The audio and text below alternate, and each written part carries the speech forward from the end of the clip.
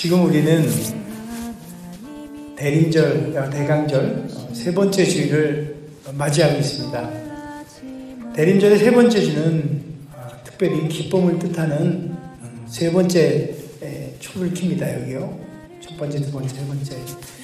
이제 곧 예수 그리스도의 탄생을 축하하는 성탄절이 오기 때문에 기쁨이 넘쳐나는 그런 마음을 담아서 아마 그런 의미를 부여한 듯합니다.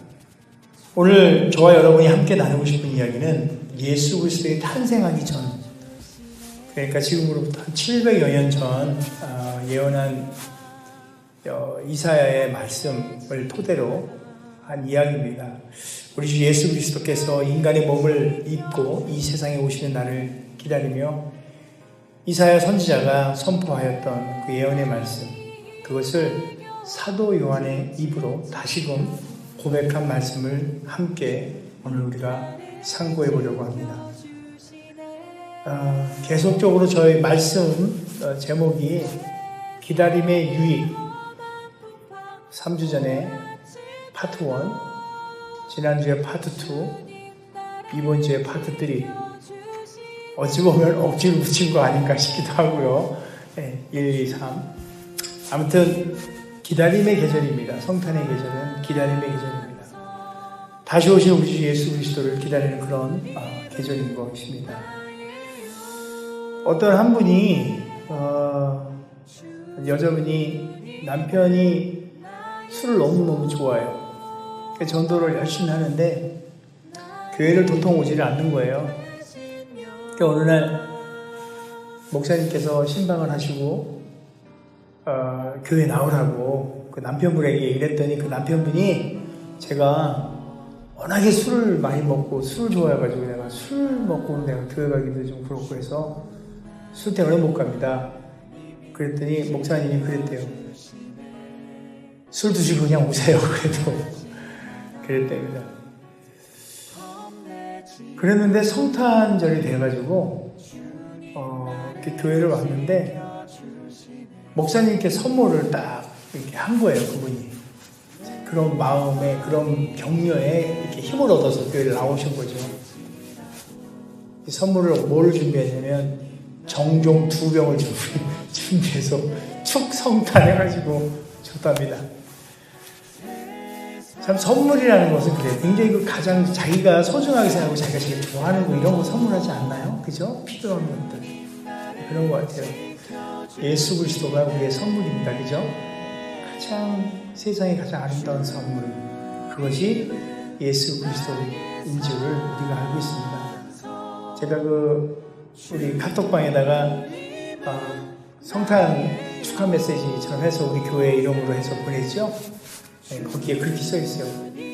예수 그리스도 가장 세상에 가장 큰 선물 예수 그리스도 해가지고 제가 작년에도 그렇게 보내고 재작년에도 쭉 그렇게 보내고 있는데 우리 특별히 우리 평강 침례교회 피스풀 평강 침례교회 이름으로 이렇게 보냈어요. 여러분 많이들 보내시죠? 지인들한테 또 많이 받고 보낼 때 다른 것도 이쁘지만 우리 교회 이름이 있는 걸로 이렇게 좀 보내주면 좋을 것 같아요. 오늘 본문의 말씀은 요한복음 1장 14절의 말씀입니다. 우리가 다 알고 있어요. 말씀이 육신이 되어 우리 가운데 거하시네. 우리가 그의 영광을 보니 아버지 독생자의 영광이요 은혜와 진리가 충만하더라.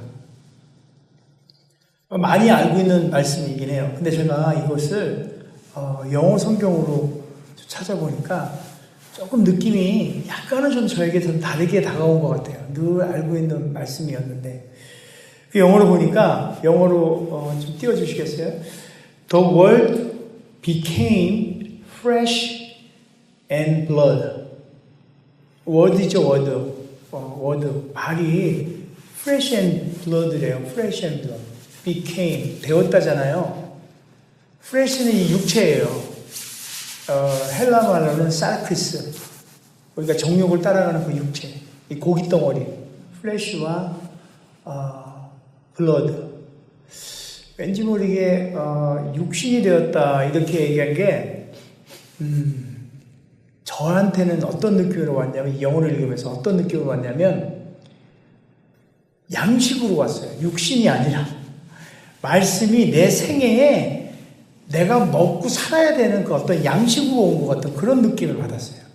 제가 인육을 먹는다는 뜻은 아니고, 그러니까 우리가 살면서 우리 몸이 지탱할 수 있는 가장 저는 사실 이 육적인 것과 또 이렇게 블러드, 이 피가 있어야 되잖아요.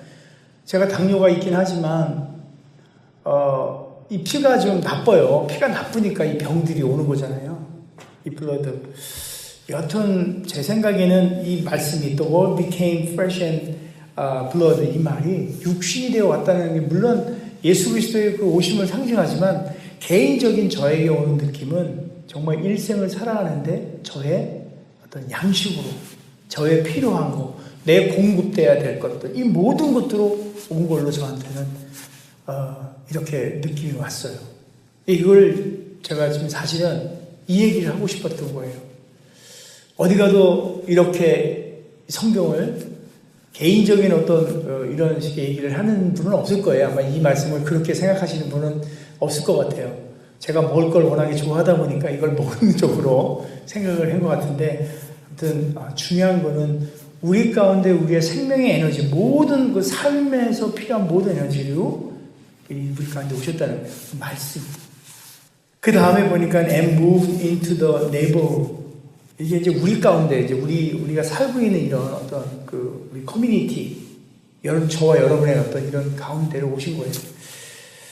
근데 이 쭉 보니까 그 밑에 보니까 여기 one of kind glory. 저는 one of kind가 잘 무슨 뜻인지 몰랐는데 아주 유일한 것 같아요. 유일한 그런 뜻인 것 같아요. one of kind. 아주 이제 많이 있겠지만 그 중에 정말 그 유일한, 전무후무한 이런 뜻으로 다가오고요. generous inside and outside.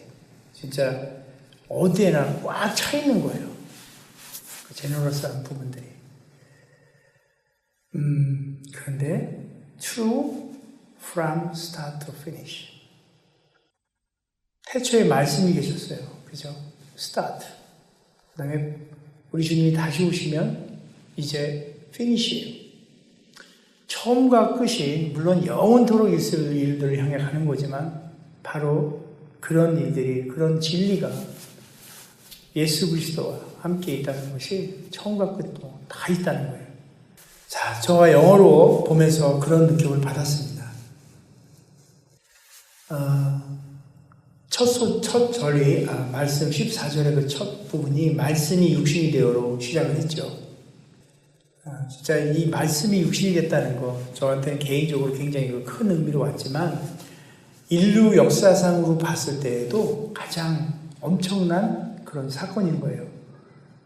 죄 가운데 태어나서 죄 가운데 살다가 죄의 장아찌로 살다가 죄에 찌들어서 살다가 죄인으로서 진짜 그 수월의 골짜기에서 정말 헤어날 수 없는 영원한 지옥불에 살아야 될 우리를 말씀이 육신이 되어 온 예수 그리스도로 말미암아 우리가 생명으로 옮겨졌잖아요. 이 일이라는 것은 정말 엄청난 일이에요. 세상 사람들은 그거와 관계없지만 참 그들은 오늘을 기념을 해요. 어떤 의미도 모르고. 사실 성경학자들은 12월 24일 크리스마스 이런 때가 따져보고 과학적으로 연구해 보니까 그날이 예수님 탄신일은 아니에요. 그렇지만은 우리가 이제 상업적으로 이런 날을 이렇게 바꾸긴 했지만 여튼 어찌됐든 간에 그 날짜가 중요한 것이 아니라 그것을 기념하는 우리 그리스도인들이 무엇을 기념하냐는 거예요. 세상에 흥청망청 놀아댈 걸 기념할 것이냐, 아니면 말씀이 육신이 되어 온 그 엄청난 인류 역사상 가장 위대한 일, 이 일을 기념할 것인가.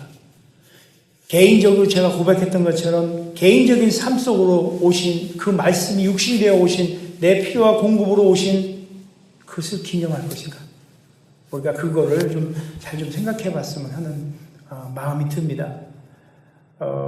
이 영어로 보면은 하나님께서 사람의 몸을 입어 이 땅에 오신 이 사건, 이것을 신학적인 용어, 그 영어로 보니까 인카네이션이라고 써 있어요. 성육신이라고도 해요. 예수 그리스도의 성육신의 이 사건, 정말 이게 매우 아주 특별한 사건이에요. 예수님은 하나님의 본질, 그죠? 본체이시잖아요. 그대로 가지고 계시면서 동시에 사람의 본질도 가지고 계신 거예요. 그러면 대체 인간의 본질과 하나님의 본질이 예수님 안에서 이렇게 함께 만나는 일, 왜 이런 일이 필요했을까요? 왜 이런 엄청난 일을 우리에게 주셨을까요? 그 이유는 여러분도 다 아시다시피 조금 전에 제가 설명했듯이 하나님과 인간의 그 관계가 깨어졌잖아요. 아담의 그 범죄함으로 말미암아.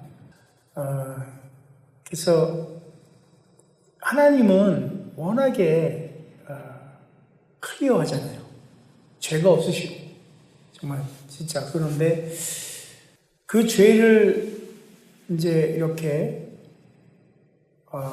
번제라는 거 있죠. 번제라는 게 어떻게 이루어지는 거냐면 내가 가지고 있는 죄를 그에게 이렇게 안수를 통해서 그 죄를 전가를 해요.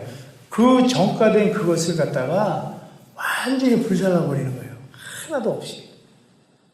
그러니까 지금 우리가 지은 이 죄, 우리에게 있는 이 죄를 누군가가 담당을 해야 돼요. 어떤 누군가가. 그래서 하나님이신 그분께서 당신의 피조물의 형태로 오시는 거예요. 그래서 그 죄를 대속해서 십자가에 못 박혀 돌아가신 거죠. 근데 왜 굳이 그렇게 해야 됐었을까? 무슨 일을 위해서 그 존귀하신 그분이 비천한 그 인간의 육체를 입으셨으면 했을까요? 되게 불편했을 것 같아요. 그죠? 불편했을 것 같아요. 지금 우리가 이렇게 굉장히 자유롭잖아요. 팔도 자유롭고, 다리도 자유롭고. 그런데 혹시 여기다가, 이 팔이 할 수 있는 일들의 그 능력적인 부분들을 제한을 시킨다고 해보세요. 하나님의 전지전능하심이 인간의 몸을 입으면서 가진 고통은 다 받으시잖아요. 우리가 받았던 고통들. 슬픔, 아픔, 괴로움, 이런 것들 다. 그런 불편함을 감수하면서까지 육체의 그 불편함으로 왜 하셨을까? 제가 그걸 이제 좀 생각하다 보니까 오늘 그 말씀, 본문의 말씀처럼, 말씀이 육신인데 우리 가운데 거하시네. 우리가 그의 영광을 보니 아버지 독생자의 영광이요 은혜와 진리가 충만하더라. 이 성경 구절에서 답을 얻게 됐어요. 세 가지로. 우리 가운데 거하심에 또 영광을 보니 은혜와 진리가 충만하더라. 자, 그게 무슨 말이냐면 우리 가운데 함께 거하신다. 우리 가운데 거하신다. 그는 우리 가운데 함께 하기 위해서 인카네이션, 성육신을 한 거예요. 시편 23편 4절에 다윗 왕이 이렇게 고백을 해요. 내가 사망의 음침한 골짜기로도 다닐지라도 해를 두려워하지 않는 것은 주께서 나와 함께 하십니다. 이게 고백하잖아요. 하나님이 우리와 함께 하시기에 사망의 그 음침한 골짜기를 다닌다 할지라도 해를 두려워할 필요가 전혀 없다는 것을 체험으로 고백한 그런 다윗의 시입니다. 하나님께서 선한 목자가 되셔서 우리를 지키시고 보호해 주시기 때문에 저와 여러분이 혹여 진짜 사자굴에 던짐을 당할지라도 풀물불에 던짐을 당할지라도 하나님이 우리와 함께 하시면 우리는 아무런 진짜 털끝 하나도 상하지 않는 것이에요. 범죄한 우리를 진짜 여전히 주님께서는 사랑하십니다. 그죠? 또 우리가 종으로 팔린다 할지라도 성경에 누군가 떠오르죠? 요셉. 그래도 총리로 삼아주시고 어려운 길을 간다 할 때 정말 목마르고 갈증나고 죽을 것 같은 데에서 반석에서 생수를 나오게 하시고 또 하늘에서 만나를 내려주시고 우리가 물에 빠져서 헤맬 때 정말 폭풍 가운데 어려울 때 하나님이 손을 내밀어서 건져주시고 이처럼 우리 가운데 함께 정말 동행하시고 함께 하기 위해서 육신의 옷을 입으셨던 것 같아요. 이 거하신다는 말은 장막을 친다라는 그런 뜻입니다.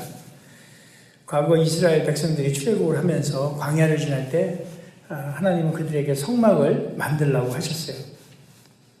그리고 하나님은 그곳에서 이스라엘 백성들을 만나주셨어요. 마찬가지로 하나님께서는 우리를 만나주시고 우리와 함께하기 위해서 그 육신의 옷을 입고 오신 겁니다. 사람의 모습으로 우리를 찾아오셨어요. 바로 그분이 우리 주 예수 그리스도입니다. 죄 가운데 있는 우리를 구원하시기 위해서 우리와 똑같은 육신을 입고 사람의 모습으로 우리를 찾아오신 거죠.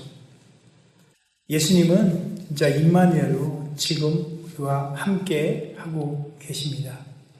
우리 삶 속에 이 사실을 날마다 체험적으로 느끼면서 경험하며 정말 깨달아가는 그런 삶이 되었으면 합니다. 두 번째로 영광, 하나님의 영광을 보게 하기 위해서 인카네이션 하신 거예요. 구약에 보면은 특수한 사람만이 하나님의 영광을 보게 되었어요. 모세가 시내산에서 하나님의 영광을 보고 본인도 그렇게 하얗게 이사야가 성전에서 하나님의 영광을 보고 또 이스라엘 백성들은 성막 위에 구름 기둥 그죠? 또 출애굽한 내내 40년 동안 불 기둥과 구름 기둥으로 하나님의 그 영광을 바라봤어요. 결국 그 하나님의 영광이라는 것은 하나님의 임재인 거예요. 임재. 하나님이 이제 여기 있다. 이런 임재하는 거예요. 임재. 여러분 오늘 찬양하면서 하나님의 영광을 봤습니까? 하나님이 임재하심을 여러분 느꼈나요? 기도하면서 여러분 하나님의 임재를 느끼시나요? 영광을 바라보시나요? 이 예배 가운데 하나님의 영광을 여러분들 꼭 보시기 바랍니다. 그것은 결국 하나님의 임재를 여러분이 체험하는 거예요. 말씀이 우리 가운데 거하심의 독생자 하나님의 영광 예수 그리스도의 삶 전체가 사실 하나님의 영광이었던 거예요. 우리가 그 삶을 보니까 하나님의 영광을 보니까 그와 같이 내 삶 가운데도 그 하나님의 영광이 나타나기 위해서 우리가 열심을 다하여 맡겨진 일들에 사명을 다하는 걸로 저는 생각을 해봅니다. 예수님의 제자들은 예수님께서 다니시면서 병을 고치고 무리를 거두시고 바람을 명령하여 잠잠케 하시고 특별히 또 오병이의 어떤 그 큰 기적을 베푸시고 그럴 때마다 많은 백성들이 그 하나님의 영광을 바라봤어요. 출애굽을 할 때 이스라엘 백성들이 날마다 그 40년의 광야 생활을 할 때도 하나님의 영광을 바라봤듯이 그 후에 예수 그리스도가 오셔서 왔을 때 예수 그리스도의 그 삶을 공생의 삶을 통해서 3년 내내 그 영광이 나타내는데도 불구하고 봤으면서도 불구하고 마지막 십자가의 죽으심에서는 하나님의 영광을 보지 못한 거예요. 왜? 여러분도 아다시피 다 도망갔잖아요. 그냥 냅다 주행강 쳤잖아요. 그죠? 예수 그리스도 생에서 하나님 독생자 그분의 영광 우리가 볼 수 있어야 합니다. 그분의 영광. 오늘 우리는 예수 그리스도를 믿음으로 영접한 사람들이에요. 그죠? 우리 가운데 예수 그리스도가 있어요. 본문의 저자인 사도 요한이 하나님 아버지의 독생자의 영광을 이렇게 봤던 것처럼 여러분도 하나님의 영광을 보길 바랍니다. 왜냐하면 여러분들이 이미 하나님의 진짜 거룩한 자녀들이기 때문이에요. 말씀이 우리 가운데 거하기에 우리의 삶 가운데서 하나님의 독생자이신 예수 그리스도의 영광이 나타나는 그런 삶을 우리는 반드시 살아내야 합니다. 그것이 바로 성육신 하신 두 번째 일인 것 같아요. 하나님의 영광을 보이기 위함입니다. 그리고 마지막 세 번째로 이 모든 것들은 은혜와 진리 가운데 살게 하기 위함이에요. 14절, 본문 14절 그 다다음 절 16절에 보면 이렇게 되어 있어요. 우리가 다 그의 충만한 데서 받으니 은혜 위에 은혜로라. 예수님의 충만하신 은혜를 통해 그 은혜가 넘쳐 흘러 예수의 제자가 된 우리들도 얼마든지 그런 은혜로운 삶을 살 수가 있다는 말씀이에요. 그러므로 우리는 은혜로 사는 사람들이 되어야 돼요. 율법으로 사는 것이 아니라 심판의 두려움, 그 두려움 때문에 억지로 사는 것이 아니라 우리를 구속하신 예수 그리스도의 은혜의 원리, 그 은혜의 법칙, 은혜의 원리로 사는 것입니다. 모든 것을 은혜로 받아들이고 은혜로 살아야 합니다. 맡겨진 것도 은혜로 받아들이고 그것이 싫던 좋던 내가 불편하든 불편하지 않던 맡겨진 그것도 은혜로 받아들이고 심지어 우리가 뭔가를 하다가 실패를 본다 하더라도 그것 또한 실패를 본다 하더라도 그것 또한 인생에 있어서 여러분들도 실패의 경험들 많이 있을 거예요. 저도 실패의 경험이 많이 있어요. 그런 경험을 받는다 하더라도 그것 또한 은혜로 받아들이고 특히 여러분 지금 우리 작은 일원이지만 여기 모여서 한 사람 한 사람 각자에서 지금 교회를 위해서 하나님 나라를 위해서 지금 헌신 봉사하고 있잖아요. 그 봉사에도 은혜의 의식을 갖고 은혜의 봉사가 있어야 합니다. 여러분 자녀들 우리 교육하는데도 비교를 해요. 때로는 은혜가 아니고 비교를 해요. 직장 생활을 하면서도 비교해요. 무엇을 입는 것도 우리가 비교해요. 쟤는 뭘 입었다, 나는 비교해요. 먹는 것도 비교하고. 늘 비교하는 우리의 인생. 그것이 세상 사람들이 하고 있는 그 인생살이에요. 비교의 인생살이. 그러나 우리는 어때요? 그것이 아니에요. 지금 말씀드린 것처럼 은혜의 의식으로 살아가는, 비교가 아닌 은혜의 의식으로 살아가는 그런 사람들. 그것이 바로 하나님의 사람들입니다. 하나님께서 건강 주시고 물질 주시고 기회 주시고 일할 수 있는 일터 주시고 그러면서 또 어떤 마음이 들었냐면 내가 섬길 수 있는 교회가 있구나. 이게 또 감사한 거예요. 너무너무나. 교회에서 봉사할 수 있는 직분을 주시니 얼마나 감사한가. 그런 감사한 마음으로 더더욱 은혜 가운데 헌신 봉사 충성하는 것이 바로 하나님의 사람들입니다. 이러한 복이 저와 여러분이 있기를 정말 주님의 이름으로 축원합니다. 정말 다시 오실 우리 주님, 이 주님을 기다리는 대림절의 이 뜻깊은 기간에 말씀이 육신이 되어 오신 우리 주 예수 그리스도를 희망과 소망 안에서 그리고 평화의 주님을 기쁨으로 기다리며 또 어제나 또 오늘이나 내일이나 영원히 우리와 함께 하시는 우리 주 예수 그리스도의 그 놀라운 은혜와 진리가 넘치는 우리의 삶이 되기를 우리 주 예수 그리스도의 이름으로 기도할 겁니다. 오늘의 말씀을 정리하면 이렇습니다. 우리들 인생 가운데 함께 하시면서 거하시는 예수 그리스도로 말미암아 하나님의 영광을 우리 삶 가운데 보게 하시고 전국에는 우리의 삶이 하나님의 은혜와 진리로 살게 하기 위해서 우리 주 예수 그리스도께서 연약하기에 진짜 이를 데 없는 당신의 피조물의 옷을 입고 이 땅에 스스로 친히 오신 것입니다. 바로 이런 엄청난 사건을 우리는 이제 코앞에 맞이하고 있어요.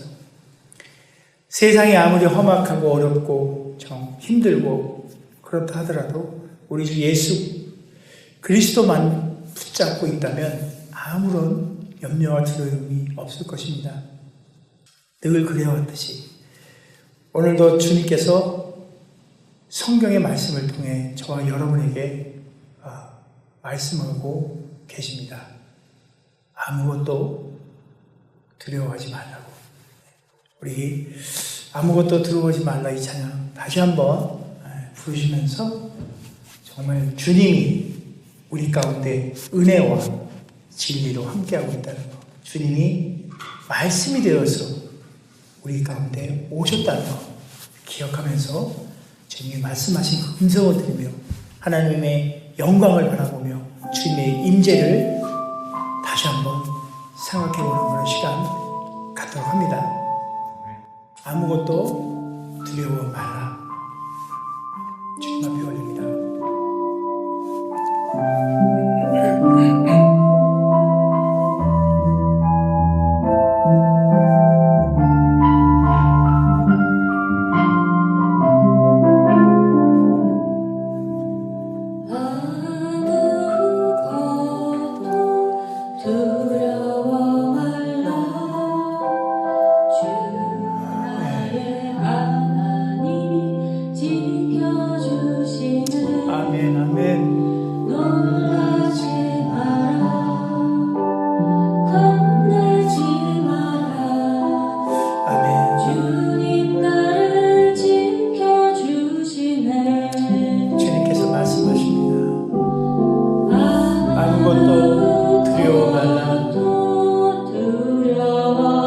세상이 이렇게 험악하고 어지럽고 우리 삶 가운데 이렇게 혼돈으로 온다 할지라도 두려워하지 말고 놀라지 말고 그저 주님만 바라보며 겁내지 아니하고 너의 갈 길 가라고